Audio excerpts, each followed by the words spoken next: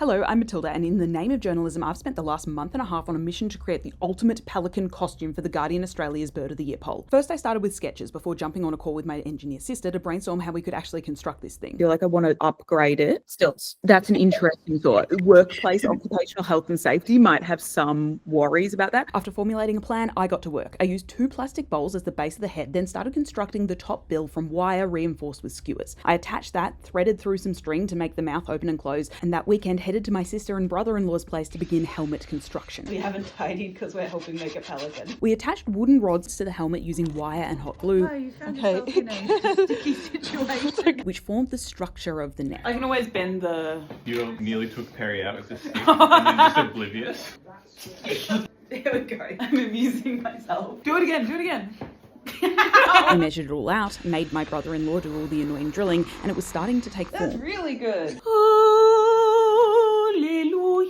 Then we had pizza. The next day, I constructed the bottom bill and the skeleton was complete. On day 4, I shaped the top beak out of foam, and day 5... I'm trying to work out the pelican neck. I've got this noodle. I kind of wanted to go forward and back and then wrap around the back of the head. I sewed a cover for the neck and assembled this pelican helmet. I quickly whipped up some eyes and the next night attempted to sculpt the skull around them with air dry clay. Okay, in an update that could have been predicted by literally everyone but me, of course, the air dry clay absolutely dried up and cracked. So let's use a different type. After a more successful attempt with foam clay, I began planning how to cover the skull. Pardon the absolute horror show that we're looking at here, but basically I'm trying to paint on the glue. I'm not sure it's gonna work.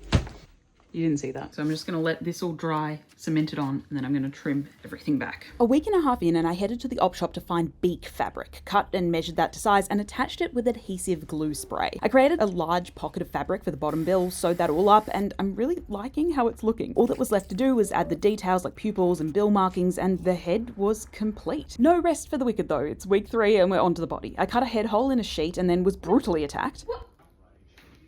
The violence. I forced my fiance to be my mannequin, and then when that didn't work, forced him to do all the actual pinning. For the bum, I sculpted and stitched together some cheap pillows until I got the shape I wanted. Sewed in a back panel to hold that badonk, and then cut and sewed the wings. Now it was time to think about feathers, and I used my electronic cutting machine to make approximately 1 million of them, which I then forced my mum to come over and paint while my sister finished the body. Week 5-ish, and I'm over at my parents' place using my $20 sewing machine to attach cardboard to fabric, which was an interesting ordeal, and then it was time for my mum to hot glue the bum feathers on while I sat there helplessly. Nearly done though. With October looming, it was time for the feet, which I made out of foam, hot glue, and skewers to create the toe ridges. I forgot to film myself painting them, but bam! Costume complete, movable jaw and all. Ready to take this Bird of the Year poll by storm, and then maybe assess my life choices.